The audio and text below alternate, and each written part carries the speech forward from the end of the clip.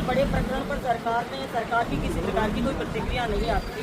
माननीय डॉक्टर क्योड़ीलाल मीणा जी वहाँ जाते हैं, वो गांव वालों से वादा भी करके आते हैं कि हम पाई का हिसाब करवा देंगे, मुआवजा दिलवा देंगे, लेकिन आज तक किसी प्रकार का कोई मुआवजा राशि या किसी प्रकार का भी कोई न्याय होता हुआ दिखाई नहीं देता है। बहुत सारे निर्दोष लोगों को जेल की सलाखों के बीच में रहकर आना पड़ा है और ये मुद्दा बार बार अनेक नेताओं के द्वारा उठाया गया है, लेकिन सरकार इस पर चुप है।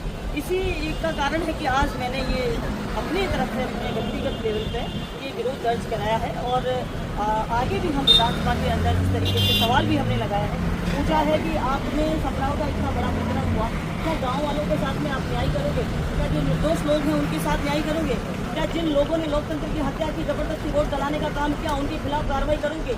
यही हमारा मकसद है कि किस तरीके से राजस्थान की सरकार दोषियों को बचाने का और निर्दोष लोगों को सजा देने का काम कर रही है। क्योंकि जेल में मिलना इसलिए क्योंकि पिछली बार तो बहुत सारे लोग वहाँ बंद थे, जब भी मैं गई थी, और कल मैं इसलिए गई हूँ क्योंकि कई सारी चीज़ें ऐसी होती हैं जो कि व्यक्तिगत तो उनको पता होगी, हमें नहीं पता होगी, तो उनसे चर्चा करने के लिए, बात करने के लिए गई।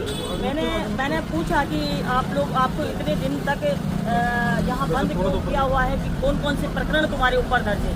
उन्होंने बताया मेरे ऊपर छात्र राजनीति के अलावा कोई प्रकरण, ऐसा क्रिमिनल प्रकरण कोई दर्ज नहीं है। जिस तरीके से मुझे बार बार यहाँ पर मेरी जमानत खारिज की जा रही है, तो उन्होंने अपनी बात बताई, लेकिन सारा जो मैटर है वो यही है कि सरकार की तानाशाही सामने आ रही है। सरकार ये चाहती है कि हम बादशाह हैं, हम जो करना चाहेंगे वो करेंगे, जनता की तरफ हम देखेंगे नहीं। जनता में जिस तरीके से अपराध बढ़ रहे हैं उनकी ओर देखने का काम नहीं है उनका। ये सबसे बड़ी बात है कि जिस तरीके से समराव का प्रकरण हुआ उस पर कार्रवाई, उस पर देखने का सरकार की जिम्मेदारी थी कि वहाँ क्या क्या हुआ है। पुलिस के द्वारा रात के टाइम पे हमला किया गया है।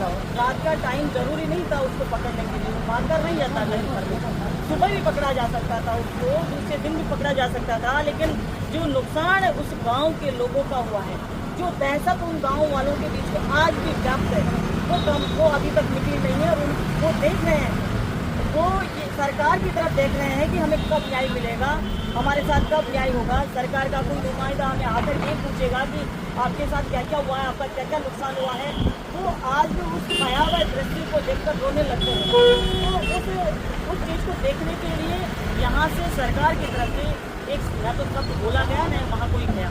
देखिए, मुद्दे उनके बहुत सारे थे और समय रहते हुए अगर वहाँ का प्रशासन उन पर कार्रवाई करता तो ये इतनी बड़ी घटना नहीं होती।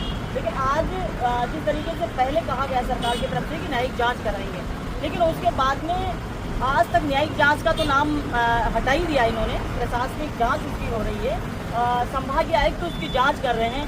संभागीय आयुक्त क्या एसडीएम और कलेक्टर के खिलाफ कार्रवाई कर पाएंगे?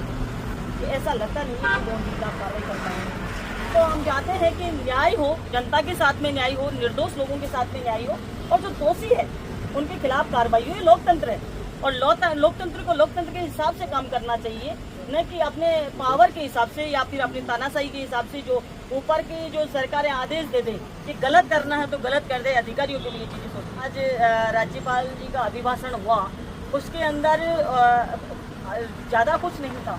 जो हमारे द्वारा चलाई गई योजनाओं को कम किया गया, उनके नाम बदले गए, शिक्षा का स्तर गिरा है, शिक्षा के कई सारे विद्यालय इन्होंने बंद किए हैं, और जिस तरीके से ये करते थे पेपर लीक और भ्रष्टाचार और महिला अत्याचार, ये 3 मुद्दे लेकर ये लोग सत्ता के अंदर आए थे।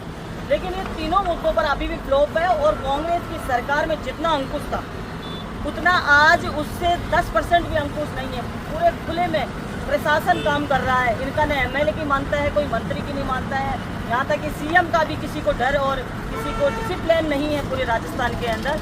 इस प्रकार क्योड़ीलाल जी भी बोल कर गए हैं कि बजरी का खनन हो रहा है, तो खनन के नाम पर भी ये पिछली सरकार को बदनाम करने का काम किया।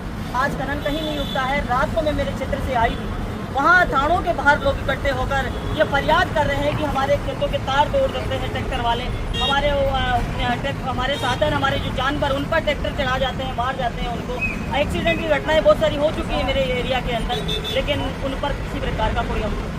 देखिए, सूर्य नमस्कार ये अपनी अपनी स्वेच्छा और अपने अपने विवेक का काम है। ये जिस तरीके से ये बोलते हैं मंत्री जी, मदन दिलावर जी, तो जिस तरीके की बात करते हैं उस तरीके का उनका आचरण और उनका नेचर नहीं है। ये कहने में कुछ कहते हैं, अंदर इनके कुछ और हैं। और जिस तरीके की शिक्षा का स्तर इन्होंने गिरा दिया है पूरी तरीके से, इनको अधिकार ही नहीं है इस तरीके की बात करने। किस तरीके से ये जब से अब तक आए हैं, जब से सरकार बनी है, ये मंत्री बने हैं, कितने सारे विवादित बयान ये लोग दे चुके हैं। और जिसमें मदन दिलावर जी तो बहुत सारे विवादित बयान दे चुके हैं, लेकिन उनके लिए भी सरकार की तरफ से अब तक इन मंत्री को हटा देना चाहिए, इनको इस्तीफा मांग लेना चाहिए सरकार को। लेकिन फिर भी कभी हाथ जोड़कर माता रानी के सामने ये डिस्पोजल गिलास में जो चाय वाय पीने वालों के लिए बोलते हैं, हाथ पांव तोड़ने की बात करते हैं, कभी क्या बोलते हैं, हमेशा से विवादित बयान देते हैं।